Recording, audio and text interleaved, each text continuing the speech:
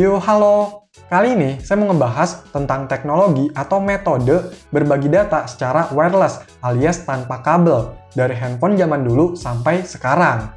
Untuk sekarang, memang berbagi data secara wireless itu udah nggak yang wow banget, karena seiring kemajuan teknologi, hal tersebut udah dapat dilakukan hampir di berbagai perangkat, khususnya handphone, mulai dari harga yang terjangkau. Terus bisa dilakukan lebih mudah dan pastinya lebih canggih. Tapi kalau zaman dulu, itu hal yang berasa barang mewah, karena nggak setiap handphone bisa. Dan inilah beberapa metode atau teknologi yang menurut saya populer digunakan. Yang pertama ada infrared.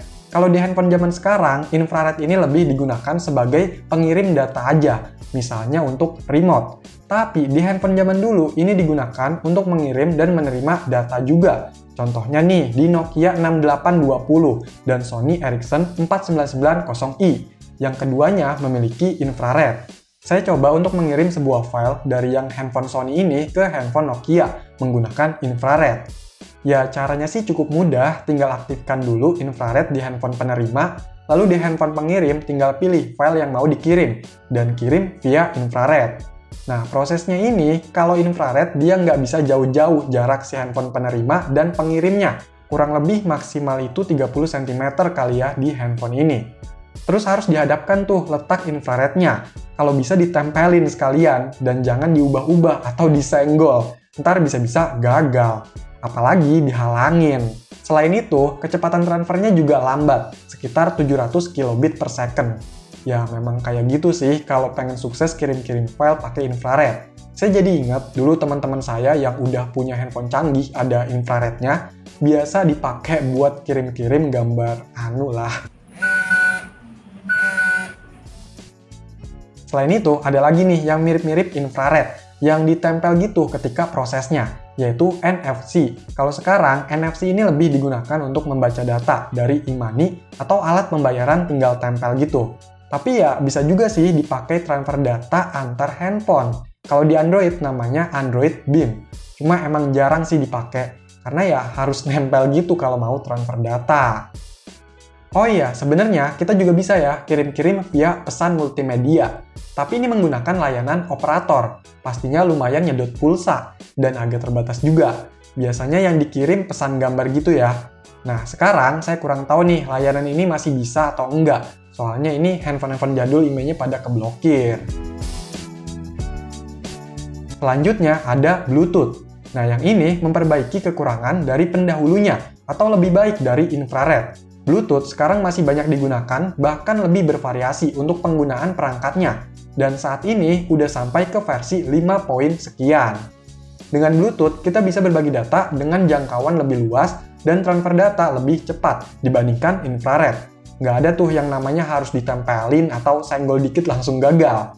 Dan kerennya lagi, kalau Bluetooth ini bisa menyambungkan banyak perangkat sekaligus. Nggak heran sih kalau sekarang masih banyak perangkat-perangkat yang menggunakan Bluetooth.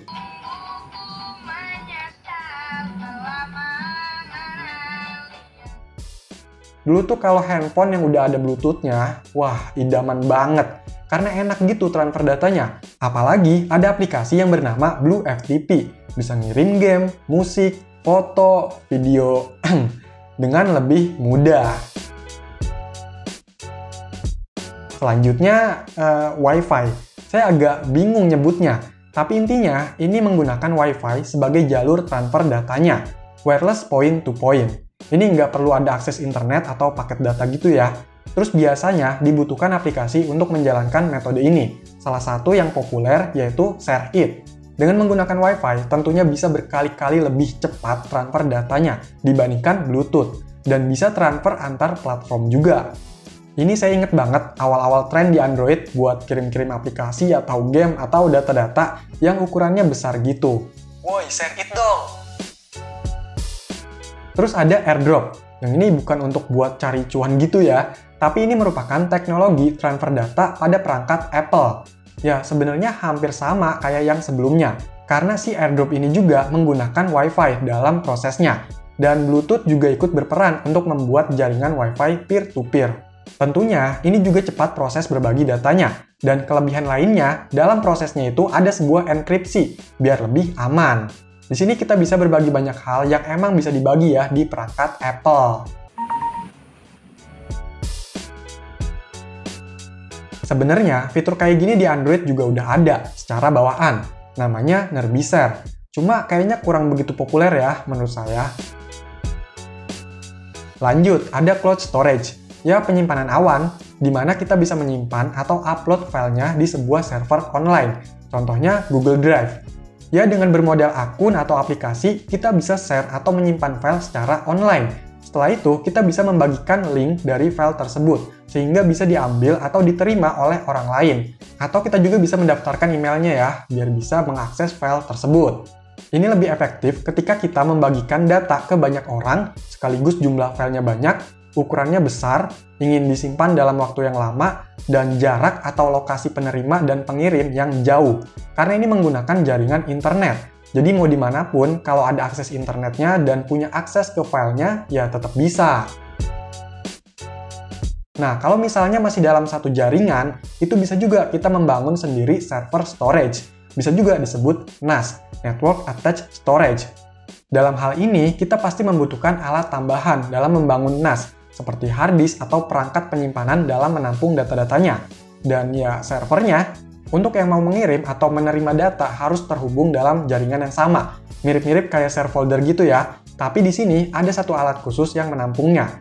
Ya, kalau pakai NAS yang udah canggih, bisa juga tuh diakses di jaringan yang berbeda, layaknya cloud storage. Ya, ini bisa dibilang lebih banyak modal sih untuk membangunnya. Biasanya dipakai di kantor atau tempat-tempat kerja gitu.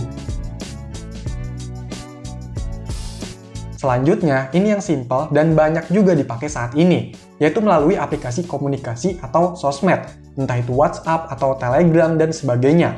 Sebenarnya, ini masih masuk cloud storage ya, tapi bisa lebih simple dan mudah. Ya, tinggal kirim aja gitu kan lewat chatnya. Bro, ntar kirim lewat WA ya, lewat tele ya. Woi bandar, bagi dong! Ya, sebenarnya dari zaman email juga udah bisa attach sebuah file. Namun seiring munculnya aplikasi lain yang lebih canggih, kita bisa lebih leluasa dalam mengirim datanya. Ya, intinya lebih simpel dan mudah lah.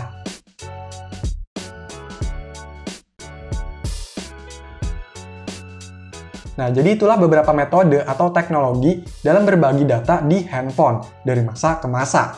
Mulai dari yang ribet dan terbatas sampai yang cepat dan tanpa batas jarak. Ya, begitulah teknologi, akan terus berkembang ke depannya.